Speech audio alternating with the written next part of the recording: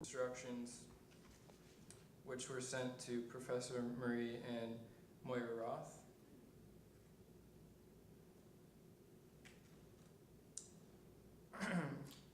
On July 24th, 2010, I led 2 group performances written by Pauline which honored those men who died while working at the farm.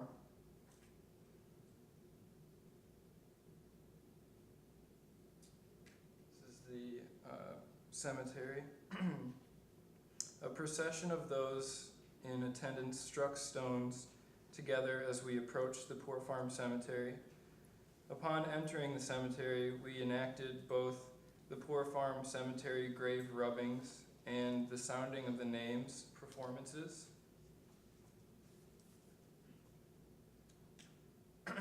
From these performances, I later created a temporary installation in the basement of the housing building, which also contains a small jail.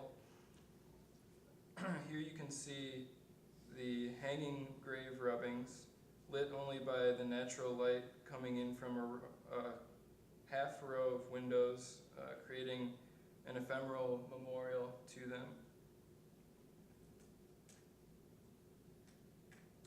Accompanying the rubbings was a short sound collage I created called Either Unmarked or Engraved, which replayed the stone striking procession and name recitation along with other sounds of the farm.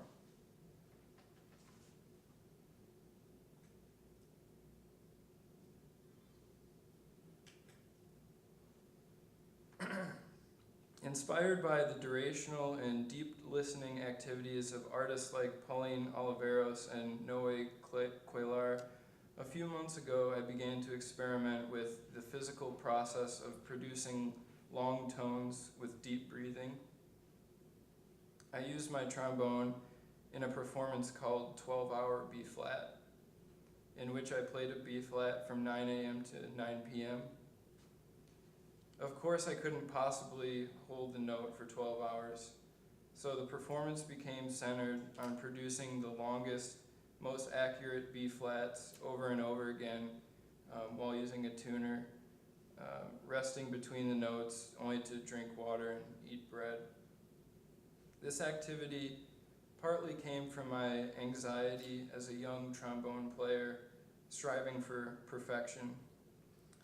In this sense, I wish to turn these anxieties of my past into a practice which would instead clear my mind and allow a closer relationship between my body, breath, and the note.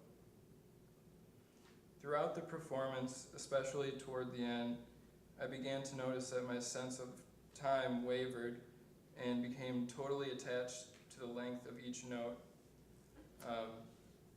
Basically, at that point, during the last couple hours, it became like some kind of a security that I was going to get through it, that each one of these notes as I lay there just became my entire energy, and I just became attached to my trombone basically, and the breath coming out of my stomach and through the trombone was my entire scope of time, and my physical place in the world all became attached to that note.